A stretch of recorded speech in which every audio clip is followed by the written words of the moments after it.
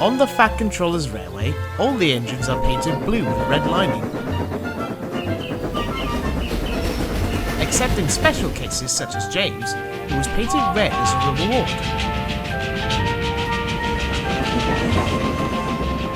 The latest engine to the line to be given a nice blue coat was Henry. After helping Edward save the Express, he had been given a coat of paint which made him rather boastful despite his sickly nature.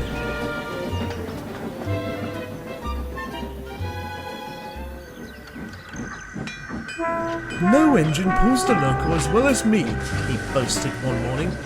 Rubbish, put in James. You've always been late to the junction with it. Henry just scoffed.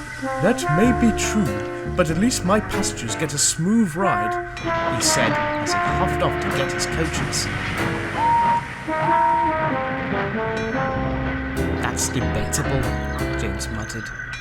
As Thomas had gone to his branch line, the bigger engines had been left to shun their own trains, which upset them all greatly. Henry wasn't paying attention as he grumbled into the siding. What does James know about smooth rides anyway?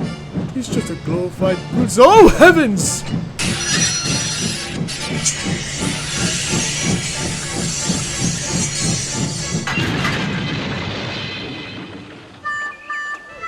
The coaches were not too badly hurt, but splintered wood had bashed Henry's funnel and his buffers were bent.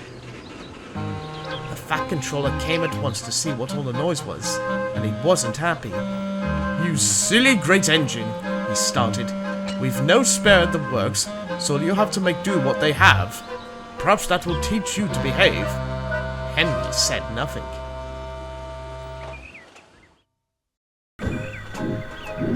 A few weeks later, Henry returned from the works, a different looking engine, like Gordon in fact.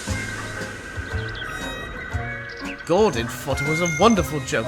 Oh look! The Fat Controller's bought another engine like me! I'm sorry to say, for Sir Topham Hatt and Gordon's sake, the funny side wouldn't last long. Gordon normally took the first train of the day, which travelled across the island.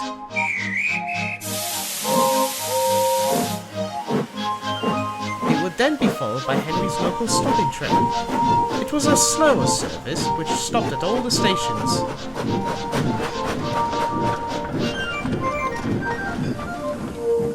That morning, Gordon had forgotten he had to shut the coaches himself, and left the shed late.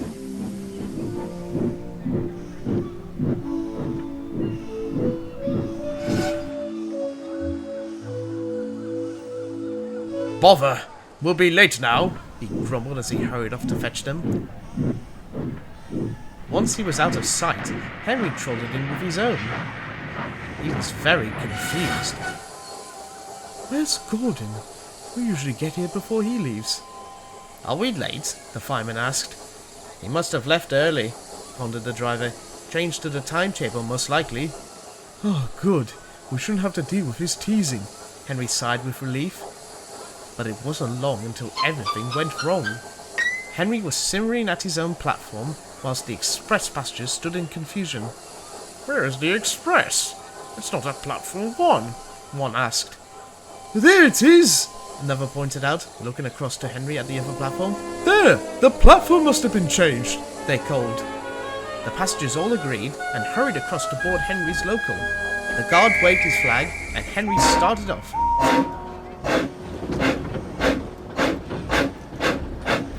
As he puffed out of sight, Gordon and his crew returned, none the wiser. Later that night at the shed, the Fat Controller was waiting for them. Both Henry and Gordon looked glum. Well, Henry, fancy being the passenger's express engine? He asked dryly with a big frown. Neither engine said a word. I had several complaints from passengers about your little mix-up, and I know what happened. It would appear no one could tell the difference between you or Gordon, he explained. Yes, sir, they both replied meekly. Well then, we can't have that. First thing tomorrow, Henry, you are to be repainted and repaired. Your new parts have arrived, so I want no more mix-ups, he boomed.